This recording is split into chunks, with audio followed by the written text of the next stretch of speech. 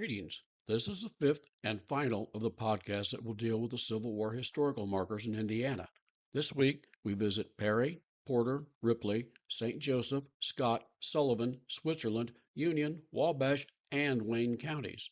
The markers include various Civil War regiments, a general, catastrophic steamboat accident that killed many Union soldiers returning from war, and Indiana's Civil War governor, Oliver P. Morton. We begin our journey in Perry County along the Ohio River. This marker notes the location where the USS Argosy blew, killing many Union soldiers returning home. Title of the marker, Civil War Memorial Grave, 1865. Location, County Road 36 next to the Ohio River and right before the paved road turns to gravel, 0.5 miles south of Magnet in Perry County. Marker text, on August the 21st, 1865, the steamer USS Argosy, number 3, was caught in a storm, blown aground, and her boilers exploded. 10 fatalities occurred among the Union soldiers returning home from war service.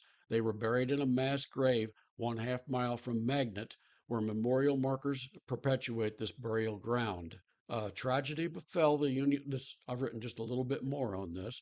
Tragedy befell the soldiers of the 70th Ohio Infantry as they returned from their duty during the Civil War aboard the USS Argosy III when a storm blew them against a rock near Magnet, Indiana. 10 of the soldiers died in the tragedy. The USS Argosy, number 3, the U.S. Navy had 3 ships named Argosy during the Civil War. Built in 1862, USS Argosy number 1 was a sternwheeler that the U.S. Navy purchased and converted into a supply ship and gunboat. By coincidence, it was the USS Argosy number 1 that picked the survivors up after the tragedy involving the USS Argosy number 3. USS Argosy number 2 was constructed in 1863 and sold to the Navy the same year. The Confederates captured this ship in May 1864.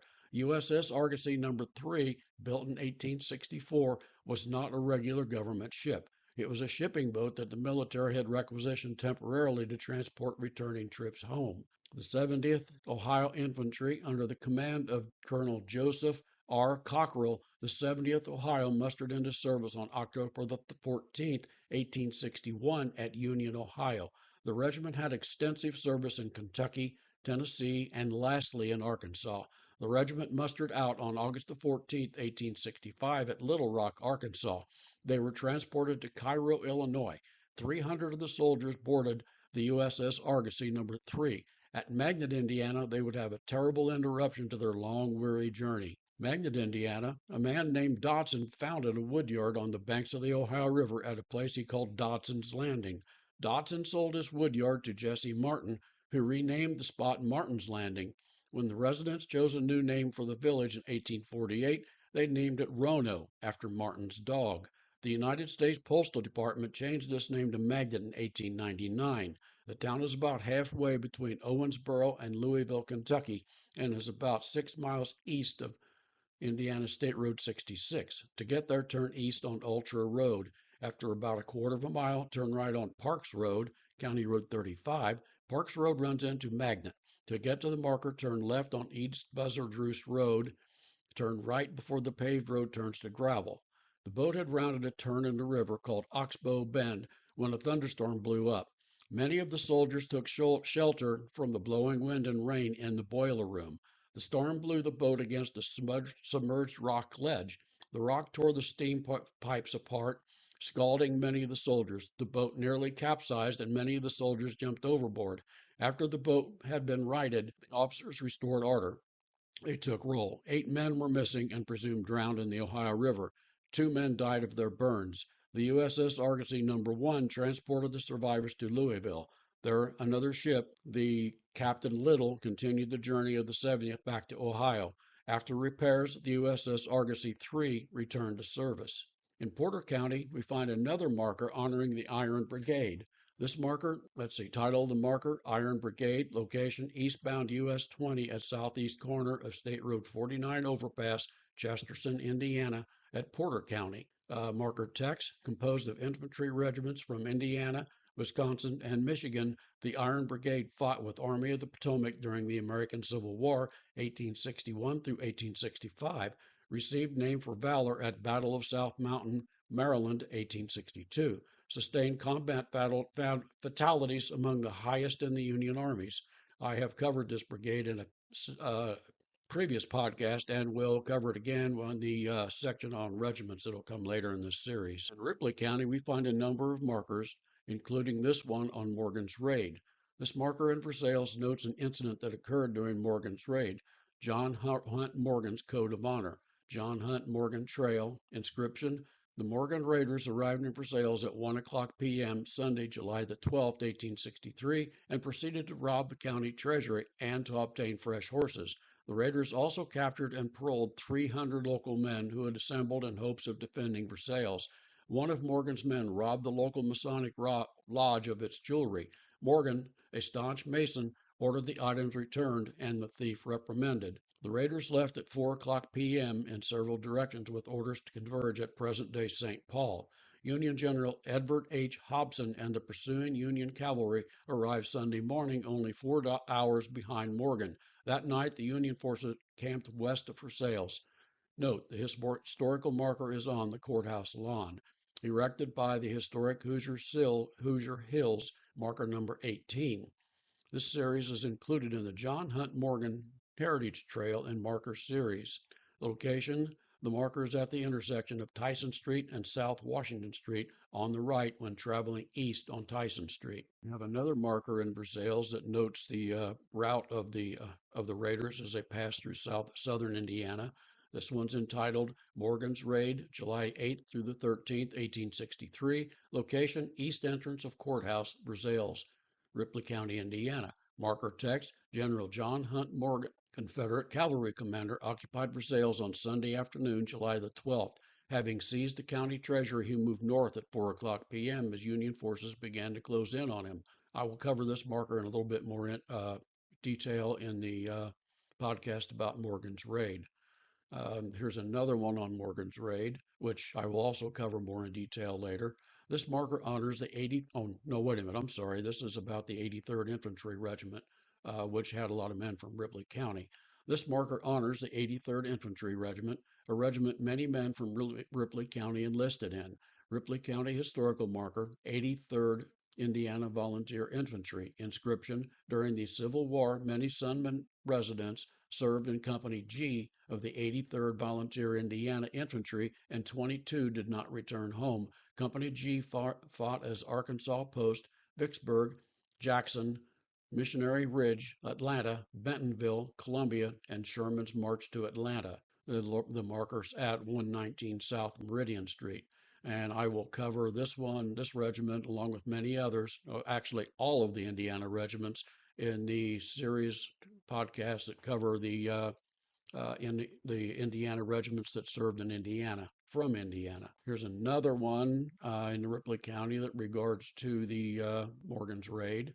It's it's one from the Ripley County Historical Marker, or Historical Society. The Ripley County Historical Marker, Lockery Switch, 779 East State Road 350, funded by the Reynolds Foundation and Black Community Trust. Location: east of Osgood on Indiana State Road 350, 779 East State Road 350. The inscription: Robert Jefferson Birchfield Roberts, recorded plat of Lockery Switch in 1856. Fugitive slaves used the O&M Railroad on their way to freedom. During Morgan's raid, 1863, Roberts was forced to help Morgan's men push the rail cars over nearby Lockery Bridge. And this marker will be covered like the other ones regarding Morgan's raid in a later podcast. Moving to St. Joseph County, we find a marker honoring the Sisters of the Holy Cross Civil War nurses. Title of the marker: Sisters of the Holy Cross Civil War Nurses, 1861 through 1865. Location: East Madison Street and North Notre Dame Avenue, South Bend in St. Joseph County, Indiana. Text: in response to Governor Morton's call of October 1861, 80 Sisters of the Holy Cross, under the leadership of Mother Angela, served as military nurses. The sisters became forerunners of the Navy Nurse Corps in 1862 when they boarded the Red Rover, the Navy's first hospital ship. I've written just a little bit more about this order. Governor Oliver P. Morton visited Indiana troops during the early phases of the conflict and became concerned over the poor quality of medical care given to wounded soldiers. He requested help from the sisters, who responded with more than 80 sisters going to the battlefields to provide care.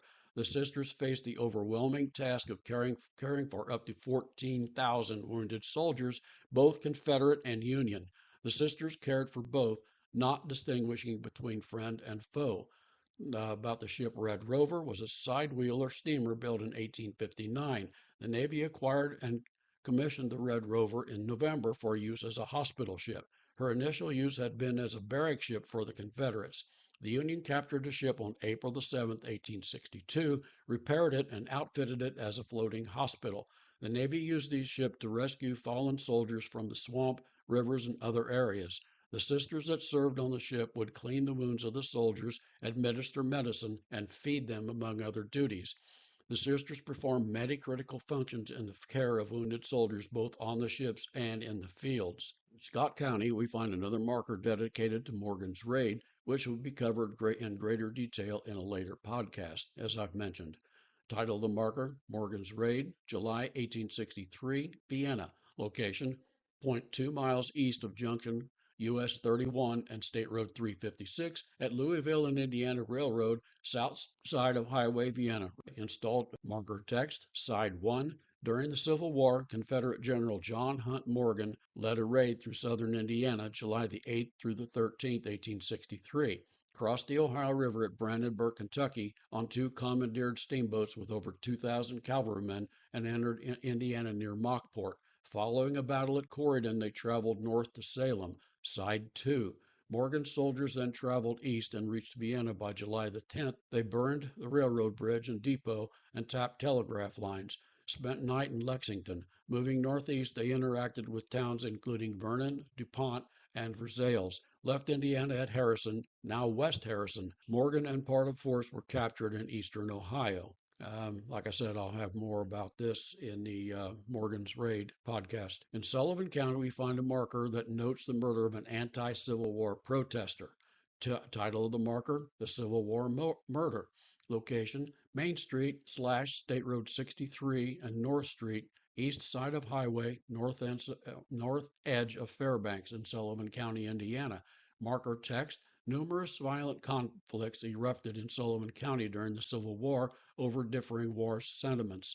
On July the 14th, 1864, anti-war Democrat John Drake was fatally shot at a community picnic near here.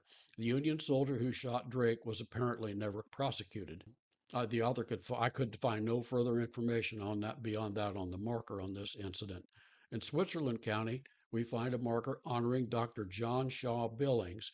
Title of the marker, birthplace John Shaw Billings, M.D., April the 12th, 1838 through March the 11th, 1913. Location, State Road 250 and Lake Geneva Road, southwest corner at Allendale Village, West Enterprise, and south of Allensville in Switzerland County, Indiana. Marker text, his was the most important contribution made yet to American medicine. Civil War surgeon, pioneer, planner of modern hospitals, and early advocate of preventative medicine, Billings published the Surgeon General's first medical index catalog in 1880. I've written just a little bit more about Dr. Billings. John Shaw Billings lived from April the 12th, 1838 through March 11th, 1913. The son of James Billing, John Shaw Billings entered life near Ellensville, Indiana in Switzerland County. His early education was of the pioneer sort, taught by a clergyman, Mr. Bowman. Mr. Bowman taught him Latin, Greek, and geometry after Billings had finished his elementary education in rough pioneer schools available at the time. The bright young man passed the entrance exam at Miami University in Oxford, Ohio, and went on to the Medical College of Ohio at Cincinnati, from which he graduated in 1860. When the Civil War broke out, he offers his services as a medical doctor. Passing the medical examination board, the Army commissioned him first lieutenant and assistant surgeon. He served in the hospitals around Washington, D.C. until 1863, when the Army transferred him to field hospitals. During the Battle of Chancellorsville and Gettysburg, he showed himself to be a superior surgeon, once performing a difficult operation of excising the ankle joint of a wounded soldier. His field reports became part of the Army's medical and surgical history of the war. In 1864, the Army transferred him to the Surgeon General's office. He would remain in that position for 30 years. History remembers him most for his leading role in the formation of the Surgeon General's library. His great desire was to form an index of medical books. To complete this task, he had first to organize a library. He began collecting books for the library, growing the Surgeon General's library from a few volumes in 1864 to over 40,000 books by 1874. In 1880, Congress appropriated the money for his index. The 16-volume work completed in 1895. Billings' next post was at the New York Public Library, where he united various New York libraries into a single institution. His work inspired Andrew Carnegie in his quest to provide grants to construct libraries around the United States and the world. After his death in 1913, he was interred in Arlington National Cemetery. In Union County, we find a marker that honors General Ambrose Burnside. Title of the marker, Major General Ambrose E. Burnside, 1824 through 1881. Location, Main and Union Streets, Northwest Lawn, Courthouse Square, Liberty, Union County, Indiana. Marker text, born in Liberty, Indiana, Ambrose E. Burnside invented the breech-loading rifle in 1856, commanded a brigade at First Bull Run and the Army of the Potomac at Fredericksburg. He was commander of the Army of the Ohio when Morgan's raiders were captured. I've written a little bit short biography of the general. Major General Ambrose E. Burnside lived from May the 23rd, 1824 until September the 13th, 1881.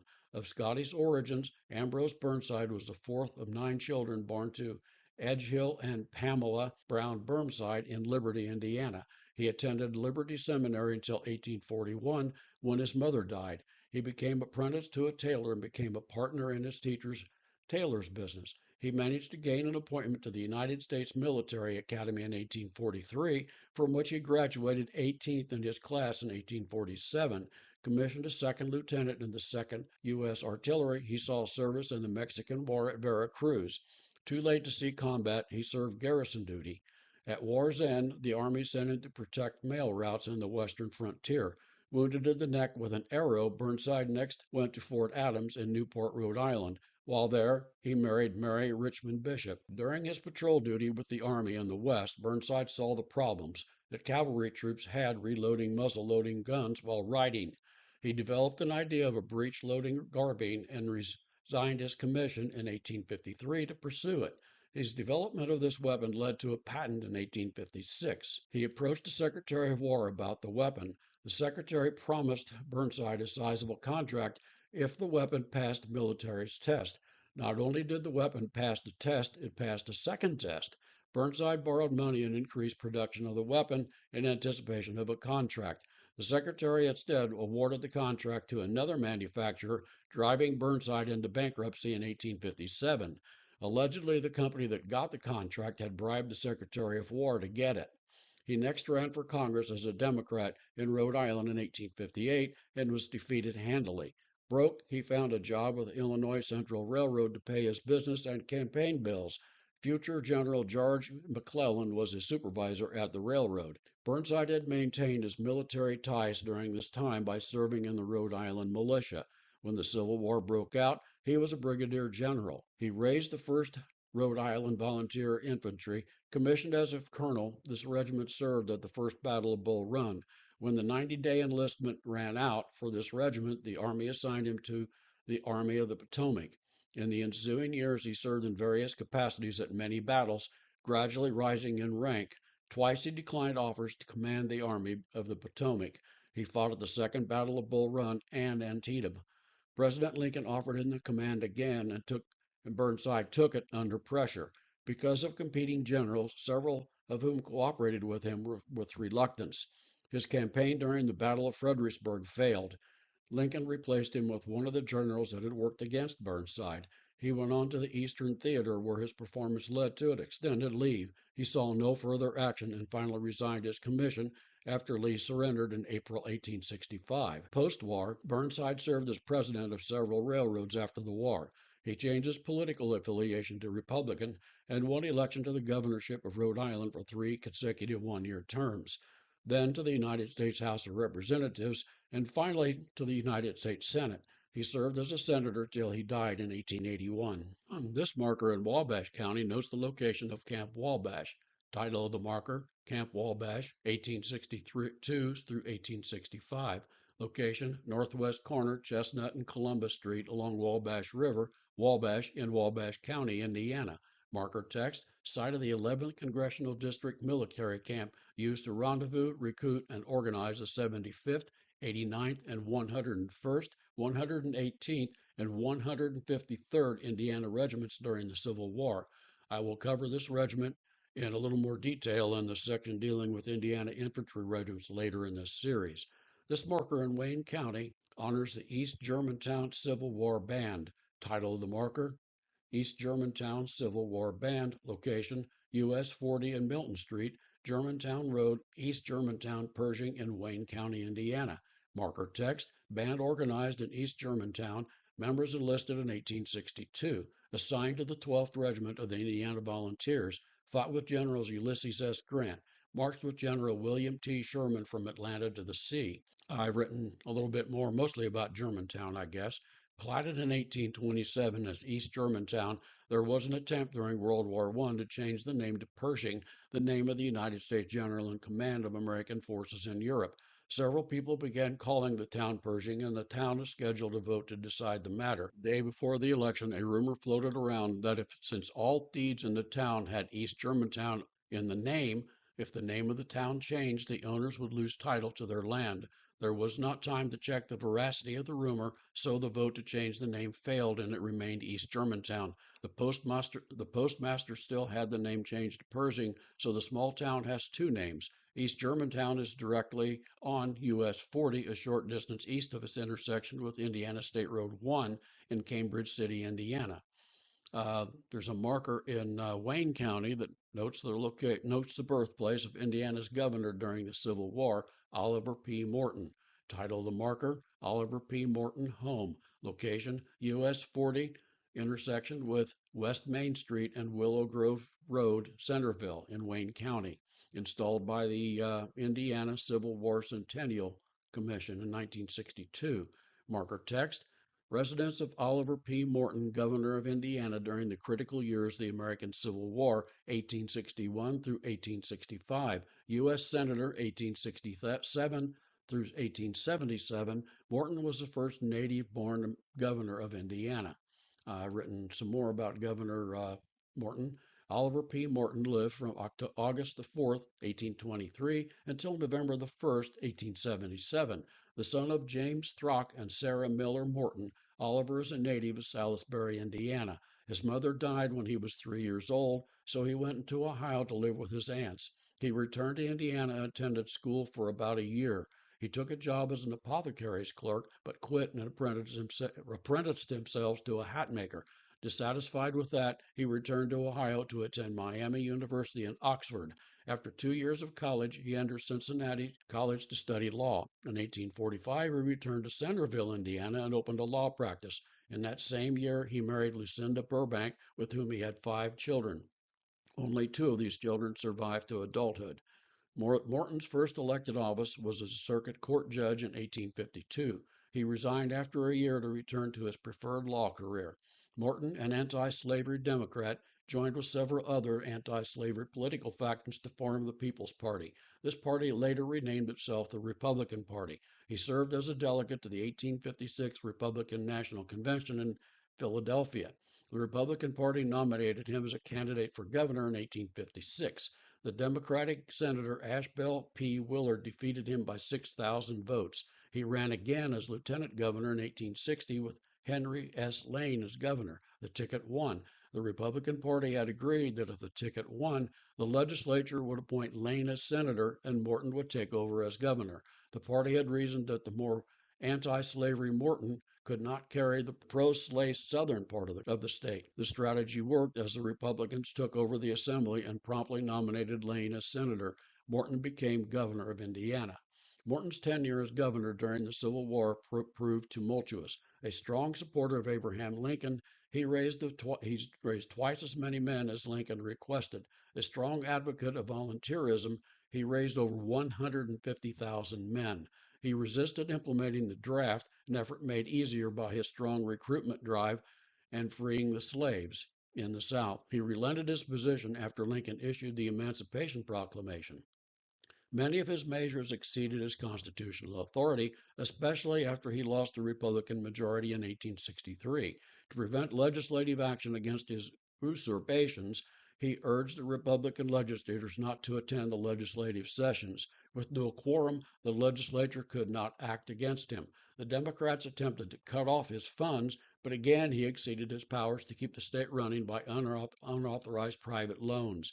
In 1864, the voters returned the Republicans to power, and Morton suffered no political repercussions for his unlawful actions. The Democrats attempted to keep him from running for re-election. Under the Indiana Constitution, they charged he could not serve more than 4 years in an 8-year period.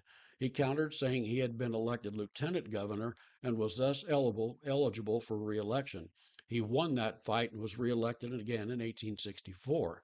A year after his re-election, he suffered a stroke. Lieutenant Governor Conrad Baker served as acting governor for most of the second term.